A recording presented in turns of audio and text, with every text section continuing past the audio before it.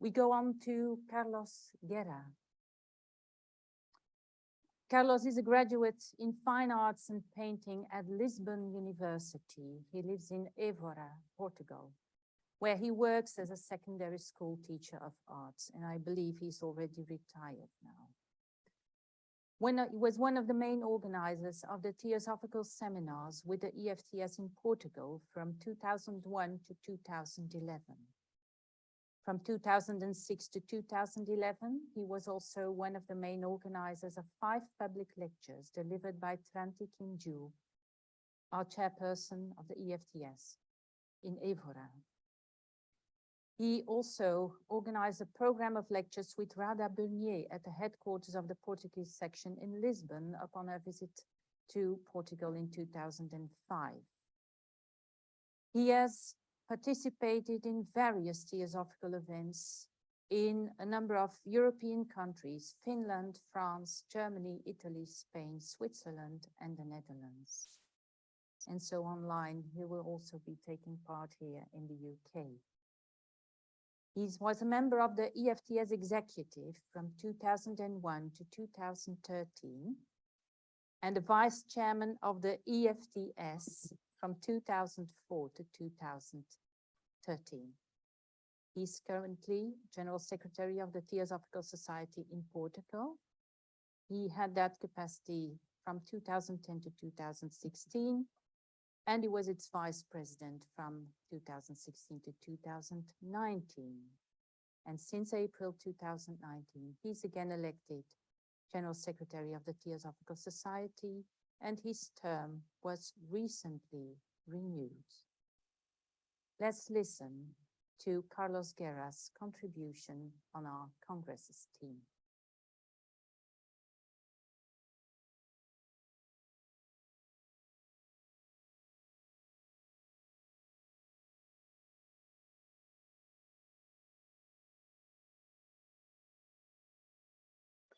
Dear friends, on behalf of the Portuguese section and its board, I convey to our International President Tim Boyd and to all the most affectionate greetings, congratulating the Federation of Theosophical Societies in Europe and the English section for the organization of the 39th European Congress.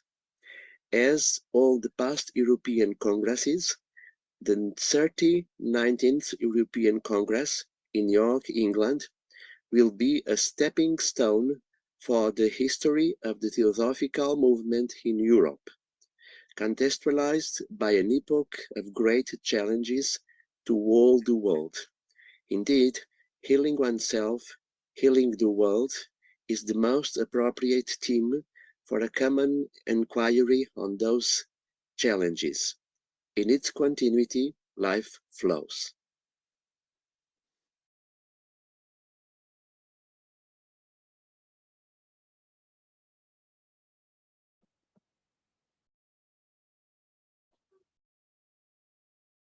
Hand in hand, a touch that heals. A touch that is not a form of attachment, expressing companionship and favoring healing.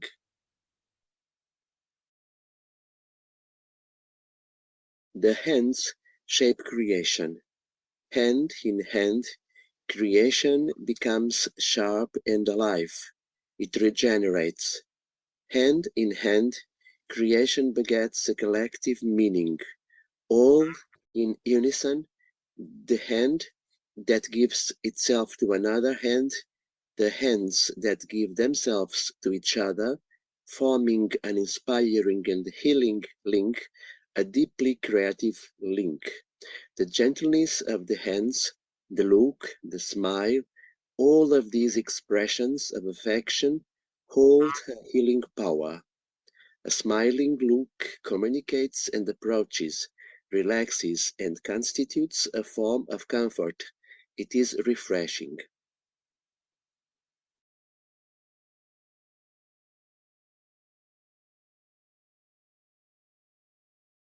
Optimism, positivity and courage are transforming strengths. that we need to find, to internalize, to turn into reality in each moment of the daily activity.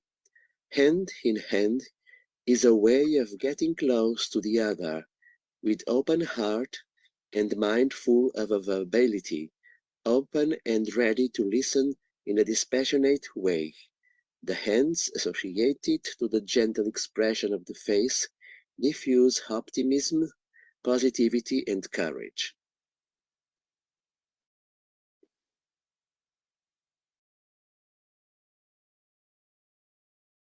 In the same way of self-knowledge, healing oneself happens in relation to others.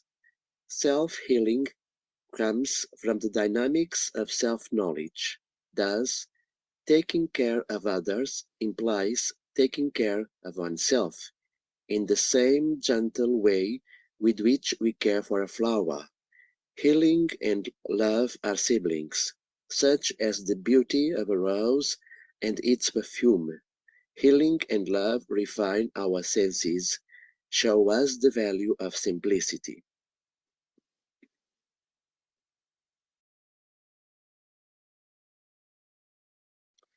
What do we fear when we avoid simplicity? What is that frightens us? Are we afraid that the other will see us as someone less cultured or someone naive? Hand in hand, we move forward together without any type of expectation. Simplicity and pure affection do not combine with any expectation. In its integrity, life is a manifestation of purity. Hand in hand, the purity of simplicity and of affection strengthen common support and the ability to help one another, make our approach to others a force of healing that renders differences less remarkable.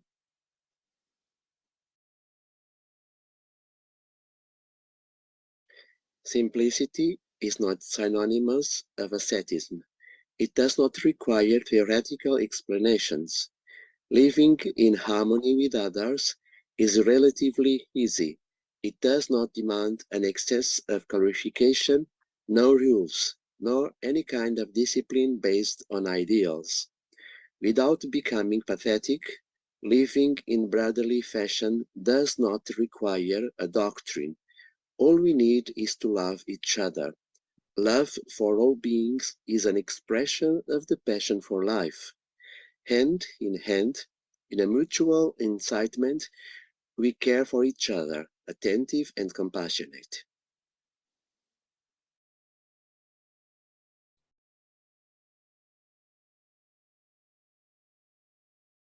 Caring for oneself is to be aware of being as a whole. Caring for oneself implies an attention towards all that constitutes being. Treating oneself implies a holistic view of healing. Caring for oneself is to take care of the world. The world needs healing. Collective healing surfaces when self-healing happens.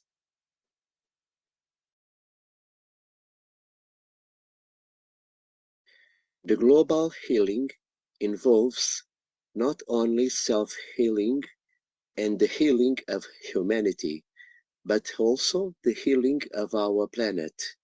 All beings live and survive in permanent interdependency.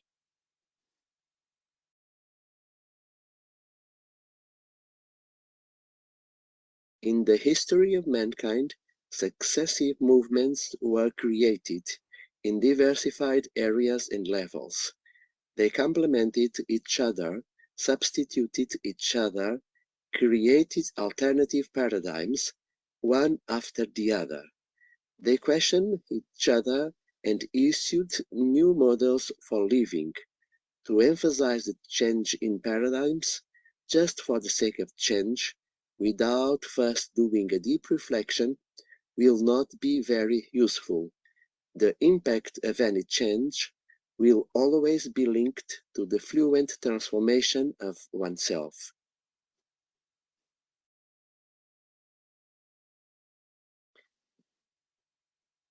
The revolution of technology was not accompanied by the possibility of philanthropic revolution of the human being.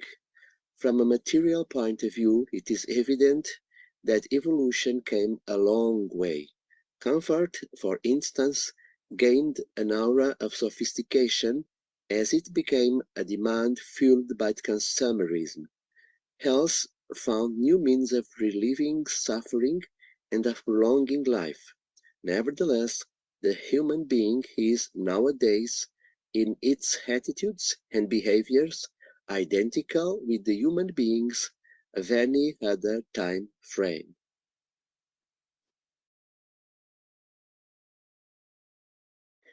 Technological evolution has advanced immensely in a short time span.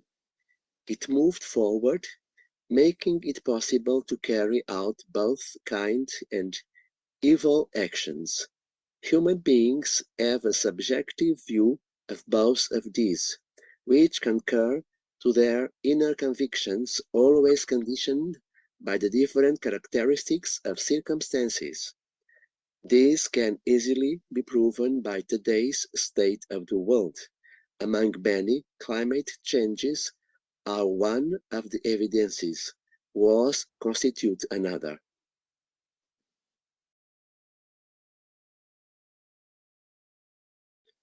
The hands have the power of goodness, but considering the existence of double-sided verse and reverse, the hands also have the power to hurt.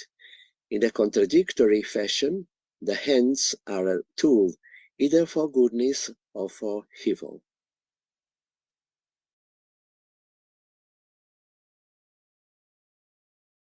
It is essential to know of the nefarious happenings and of their causes and consequences, all at all levels. Nevertheless, the mere indignant description of such happenings, regarding which the dialogue is of course fundamental, is not enough to heal the world. Knowledge keeps its dynamics, its transformative energy, its assertive criticism and skepticism.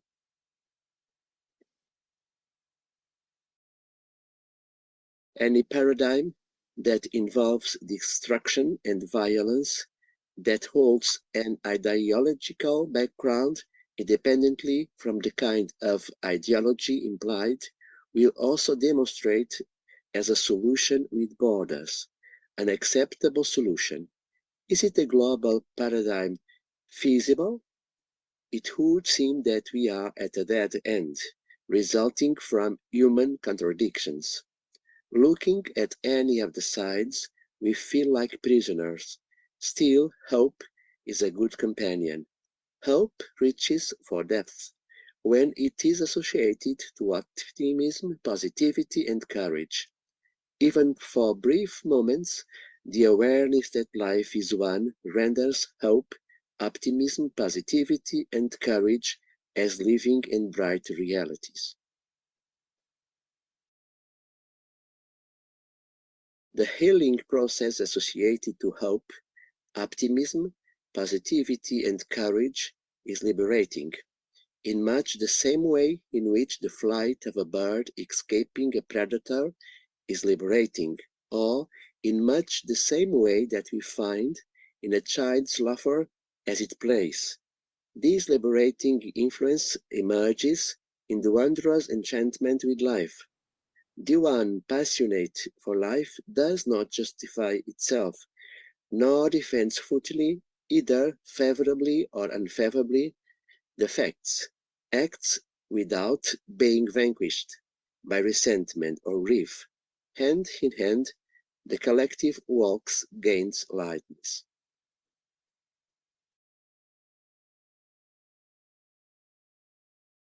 Preventive care, therapeutics, and healing all have a deep meaning besides their physical dimension. The knowledge of oneself in the physical, emotional, and mental dimensions favors the healing. It may seem like something naive, but truly, In moments of greater difficulty, maybe we could tell ourselves that everything is well, all is right, without any shadow of indifference, without crossing one's arms, without indulging in acting impulsively. We are aware that not all is good, but when we tell ourselves that all is well, that all is all right, it relieves one's suffering, helping to soothe life.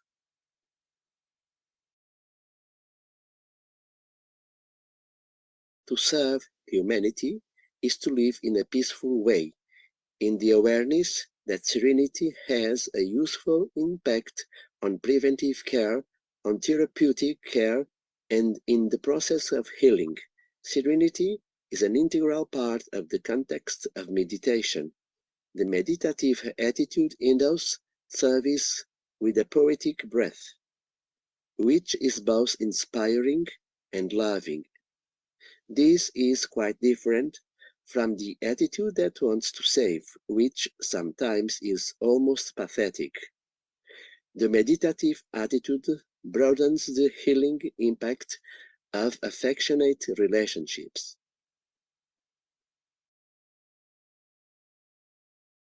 Meditation invites us to a state of awakening that does not accelerate our rhyme, such as the rising sun that illuminates all. From sunset to sunrise, existence flows, flexible, in permanent continuity.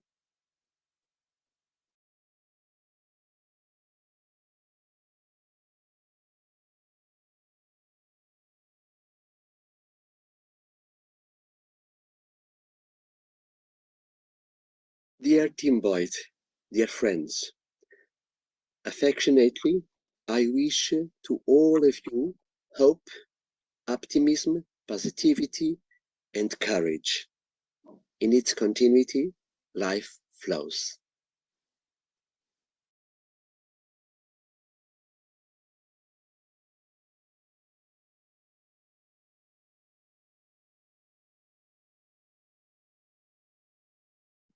And so with that, we thank also Carlos for this highly inspiring and very uplifting contribution to the program.